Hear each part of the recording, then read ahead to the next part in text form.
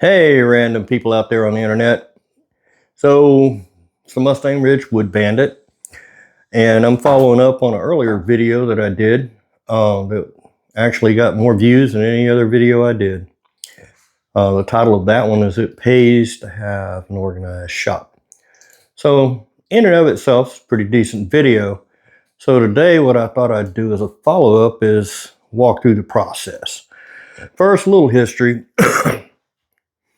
Several years ago, when I first decided that I wanted to play with wood, I didn't have any place to work.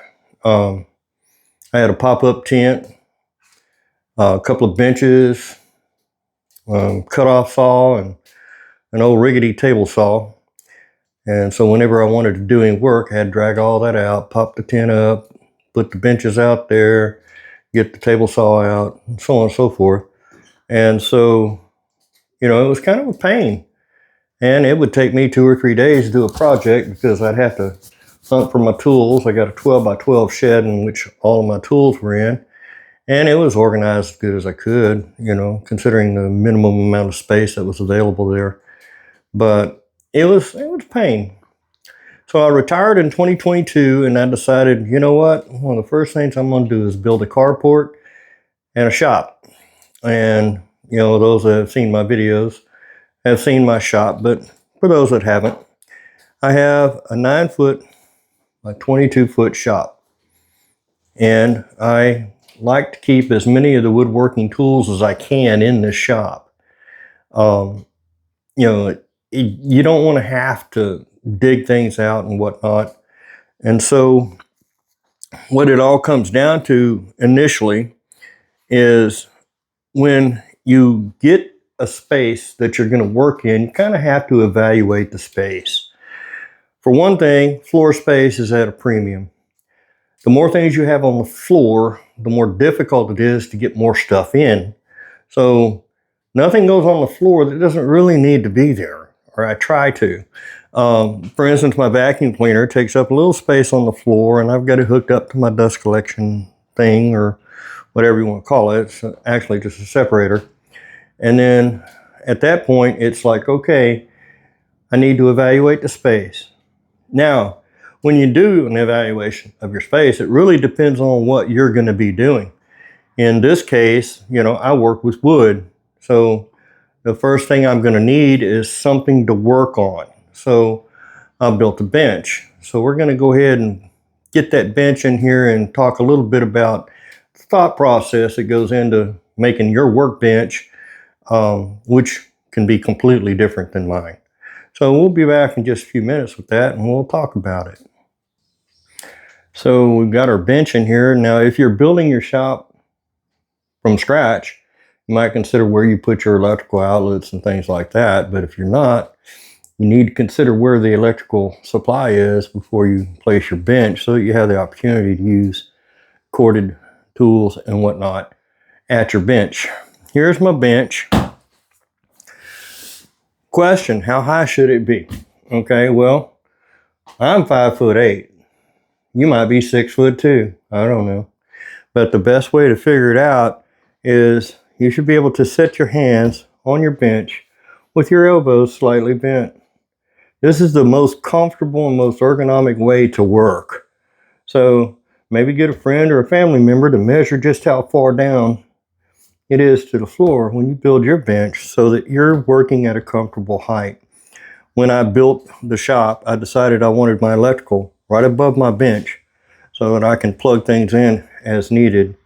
Again, how you build yours is entirely up to you, but you really do want it to be comfortable. You don't want to be working up here and you don't want to have to bend to get to your stuff. You want to be able to just work like this. All right. Keep in mind, in my case, I wanted to make sure I had a good solid bench. So you can see, basically I use 2x4, and everywhere that I could, I made sure that the 2x4s were supporting the weight above it. The top of my bench is 3/4 inch MDF and 3/4 inch plywood. And the MDF is attached by going up through the plywood with 1 1/4 screws so that I could make sure that it's staying where it's at. I had just recently refinished it. It's still kind of beat up. You know, it's been around, but it's a shop and it's a bench, and it's smooth enough that I can move stuff around without worrying too much about it.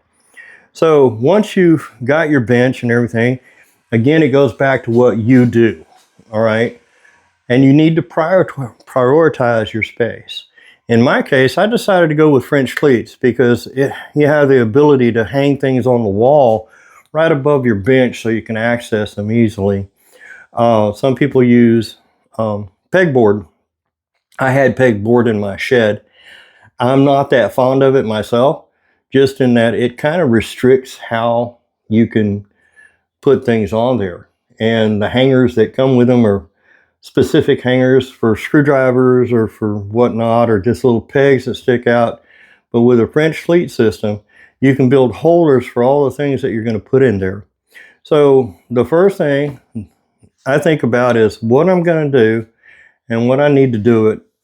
And almost everything starts with pins, measuring tools, squares, things of that nature. So I wanted to have those where I could just reach over and grab something anytime I need it.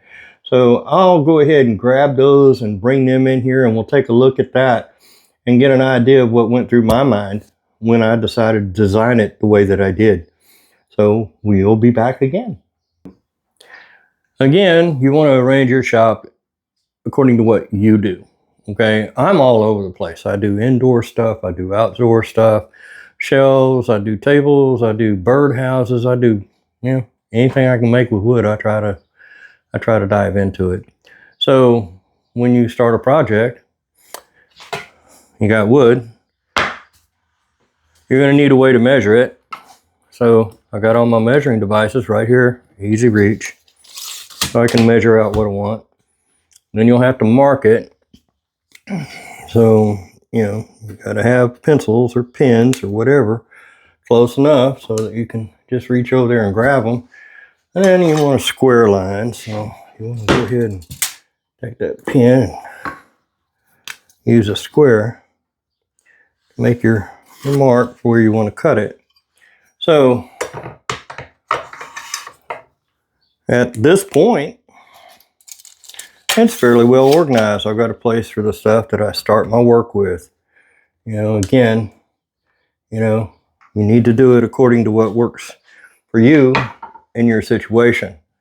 The nice thing about the pleats, okay, is that if you don't like this configuration, it's really simple to move things about. Like I don't like this right here. I'm just not really happy with it there. So I can bring it down. I'm just moving it and put it in a new pleat. So it's a little bit lower down now, and it's just a little bit easier to access. So right here in hand's reach, again, ergonomics and time saved. I mean, how many times do you find yourself doing this? You come over to your toolbox, you open it up, and it looks like this. It's just a junk drawer. There's just all kinds of junk in there. But you're looking for a specific tool, like a screwdriver or whatever. And here you are opening and closing drawers so you find those screwdrivers. You're going to use screwdrivers on most of your projects? Then you probably need something to put your screwdrivers in. And again, it doesn't matter. It's your shop. I use almost only scraps to build all my little pleats. I have places to hang things so that I can just put them right there. If I need a screwdriver, grab a screwdriver, do my job, put the screwdriver back. Organization. The biggest plus to trying to organize and do it like this is that you spend considerably less time looking for things, okay? And as you evolve, as you grow, and you begin to do new things with your shop, it's really good to have a mobile system where you can move things around. That way, you know, I no longer use this that much. Like this, these are my thick writing instruments. They don't need to be right there in prime time. They can be over here out of the way because I rarely reach for that. Other things that I reach for, I want it right here. So I'm going to put in a few more of the cleats here, and we'll take another look at it and see how I arranged it and how I rearrange it to get basically what I want. And this is how your thought process should work if you're new to this and you're trying to get organized. You know, think it through. You know, I use pens all the time. So if I have them right in the middle of my bench right here, then I can just reach up there and grab one from pretty much anywhere on this bench. Same thing with the measuring devices. I'm going to use those quite a bit. So those need to be in prime real estate. You may remember earlier, I was saying that prime real estate, basically space that you have in your shop, you should kind of rate it top to bottom. What do I need most often? What do I seldom need? So on and so forth, so that when you arrange your shop, the things that you're using all the time are right here, so you can just do your job. And things that you use less often, maybe put them over on the other wall or put them elsewhere out of your way. So we're going to bring in some more stuff and we'll talk it through as we bring them in. All right, folks, so we got all our stuff back in here. You know, the evaluation I was talking about earlier, you know, evaluate your space and try to figure out what you want to put, where you want to put it, how you want to put it there. For me, since it's such a small space, I have to put all my major tools and my benches on casters so that I can move them about, change the configuration, take them out of the shop now and then, so on and so forth. So we got the big dog back in. This is my miter saw station. It is probably the only fixed tool I have in here, but of course the whole thing is on casters. I just cut these in. You can look at one of my older videos and you can see when I cut these T-tracks in here for hold down clamps, stop blocks, things of that nature.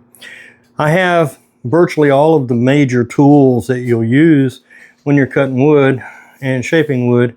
You know, everything from my palm router, my favorite tool right here, my table saw, that's ubiquitous to virtually every shop. Then I went ahead and I got all my bits and router bits and setup blocks and everything in here. Glue and tape all right there. Got a brad nailer here. Got my sandpaper and my sander all in the same place. The theme here is that if it goes together, it should be together. So taping and gluing, to me, it's like if you're sticking something together, that's the shelf I go to. If I'm sanding, I want all my paper and my sander in basically the same place so I can just reach in there and get it. Same thing with my palm router. I've got, you know, 2 sets of palm router bits here. I've got my flashlight and my wrenches that you use for it. My paper towel dispenser, so I can just reach up and grab one anytime I need to. And then, you know, this is, again, it's got my setup blocks. It's got some more router bits. It's got all my drill bits, you know, so they're all right there. A couple of years ago, I invested on a lot of Ryobi tools, and then years later, I came back and replaced almost all of them with DeWalt. So I needed a charging station and a place to put those. So this is what I came up with, hanging all my DeWalt tools and a couple of Ryobis that I have left over, a charging station, battery mounts, all up in here, so that it's very easy for me to get the tool, get the battery, mount up, I'm ready to go. Now, again, I would say this is the route I chose, you know, because I wanted it to fit what I'm doing in the space I have to work with. If you have a lot of space, by all means, stretch out. But understand, a bigger space is not necessarily easier to organize. The thing that you don't want to do is have to look for something repeatedly because you just can't find it. You know, so if you have the things out there in your face, right where you can see them very easily, you know, then it's a breeze to get the tool you want or the material you want and things like that without having to, you know, stress out about spending more time trying to find or use, you know, or find the tool or the material or whatever it is you're trying to use than you do actually doing the work. I know that I speak for myself, and I'll bet I speak for a whole lot of people, that I'd rather be doing the work than looking for the tool. And so this is how I organized my shop. Yours could be real similar, but you know, it could be completely different. It depends on you, your taste, your ideas, what you think you need to do. You know, and each of us is a little bit different. But this is how I did it. And if you have any questions, put them in the comments. I'll be glad to answer them as best as I can.